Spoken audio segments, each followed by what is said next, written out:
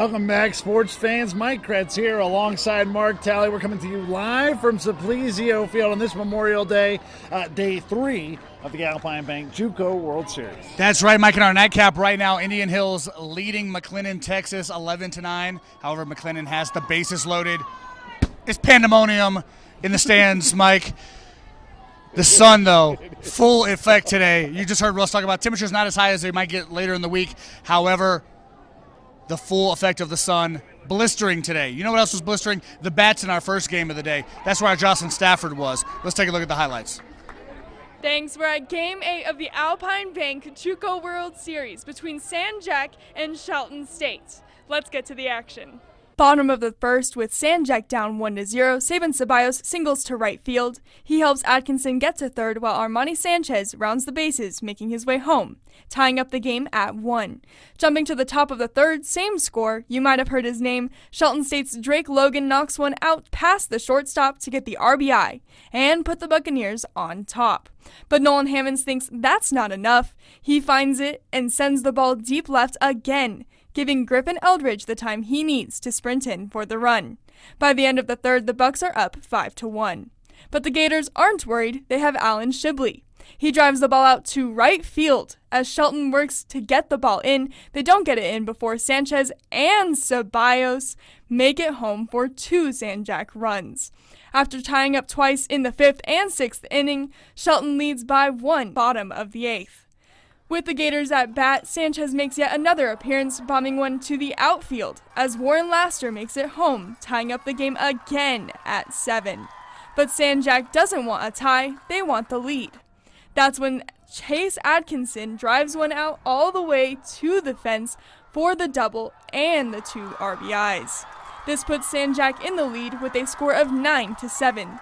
Let's see what the Bucs can do with 3 outs left in their game. Drake Logan says it's not over. He finds the pitch he needs to get the double and give Garrett McMillan the chance to get home for the Shelton State run. With a little help from Carson Clowers, Logan makes it home too, and the game is tied at 9. With no score in the bottom of the 9th, we are headed into extra innings. In the 10th, Shelton at bat, Eldridge keeps it in the infield, hitting to the pitcher and getting the RBI. The Buccaneers are in the lead for the 4th time in this matchup. But in baseball, it's never over till it's over. For San Jac, Chase Atkinson, we hear his name again. He finds the perfect pitch to hit the ball right down center field. Ceballos makes it home once again, along with Sanchez and Mason Auer to get the runs they needed to take the Game 8 win. Coach says it was a difficult battle, but he's proud of his team. It's hard to recall every aspect of it, except to say that I think, once again, our guys, they really contributed to a lot of quality at bats. They never gave in. And so I'm extremely proud of them today. An amazing game and a really close game, but a great win for San Jac.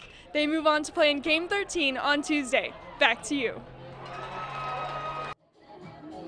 Yeah, an amazing game in that winner's bracket. But tonight we also had, today we also had an elimination game. You know, it's one of those nervy type scenarios when Walter State took on Crowder, 2 of the tournament's best teams. Let's get to the highlights right now.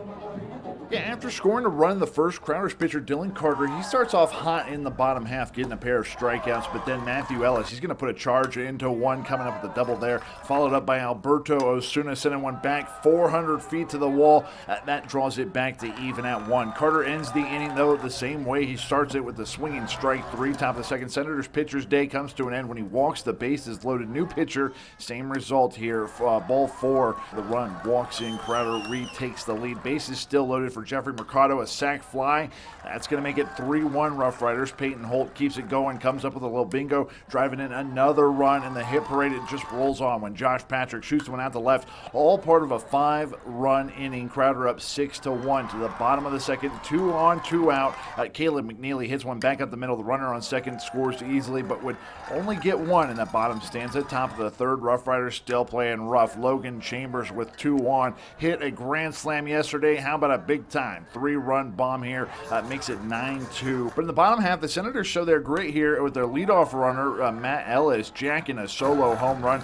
Carter with a smart play here with 2 in scoring position, takes the grounder and gets it right back home, stopping the run from scoring. Then follow that up with a punch out, only one more out in the frame. And it looked like he might get it by inducing the pop fly, but Andrew Ott couldn't find a better place to drop this thing, and with 2 outs, the runners, they were moving, score 1. But credit Carter, limiting the damage to 2 that inning and pitching 7-inning game, striking out 11, only giving up 6 runs to Crowder's 14. They're a very good hitting ball club, and I knew that coming in, and my goal was just to go in there and attack the zone, make them hit it, and do my game. Dylan did a great job of making pitches and keeping the big innings off the board, and finally, we started to show a little bit of the potency of our offense. There's never anything good to say when your season comes to an end, when the aspirations are a national championship, because they're never going to be satisfied. But I told them they can't hang their heads. It's one of the best teams in Walter State history.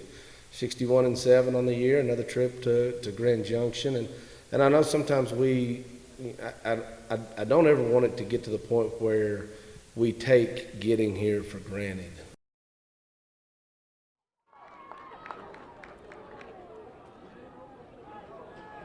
Yeah, Walter State season comes to an end. It's kind of one of those unfortunate things about the Alpine Bank Juco World Series. You fall in love with these teams and coaches, and you have to see them go. But to that end, Crowder, they're going to be playing the loser of this game right now that's going on behind me. We'll get to that in just a little bit. But part of our coverage that we wanted to bring you this year is talking to the people who make Alpine Bank Juco World Series so special. To that end, Mark is standing by live with a very special guest. Let's get to him right now. That's right, Mike. Up here in Section S with Vicky Becote of the Grand Junction VA.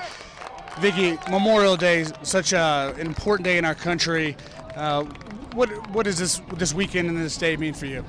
Sure. This day more specifically is a day to honor all of our fallen, the people that have come before us whose lives ended in pursuit of our freedoms and all of the liberties that we have afforded to us today.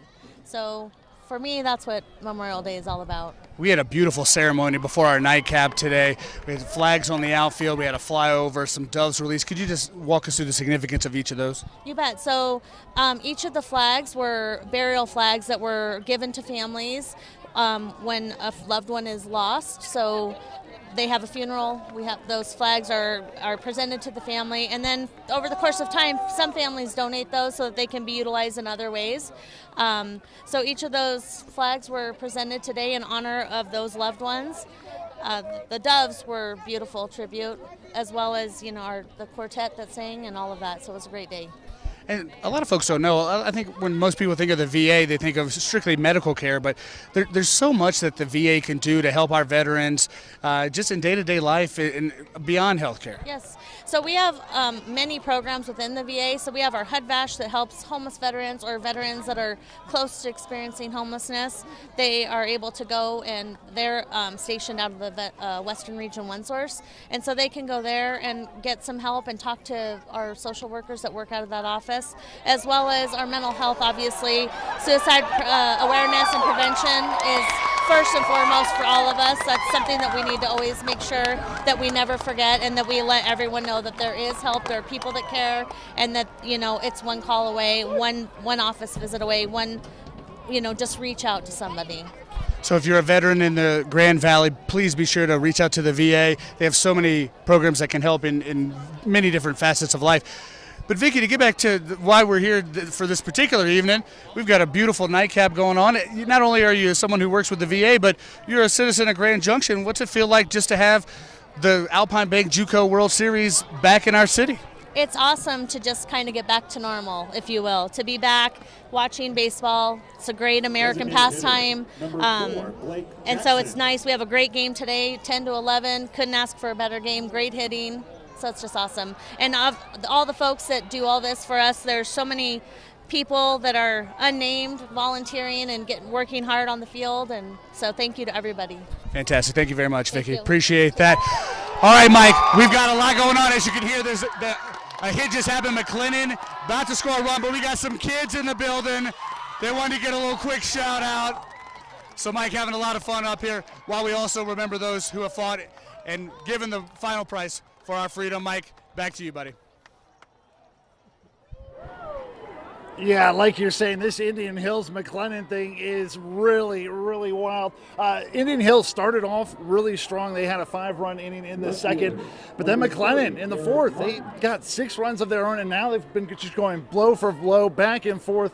Right now, though, McLennan is up 12-11 in the top of the 8th. What an exciting game we have. Actually, bottom of the 7th, I should say. Pardon me. But, hey, that's all the time we have for Sports this hour. For Mark Talley, Jocelyn Stafford, Antonio Clark, and myself, Mike Kretz. We'll see you then.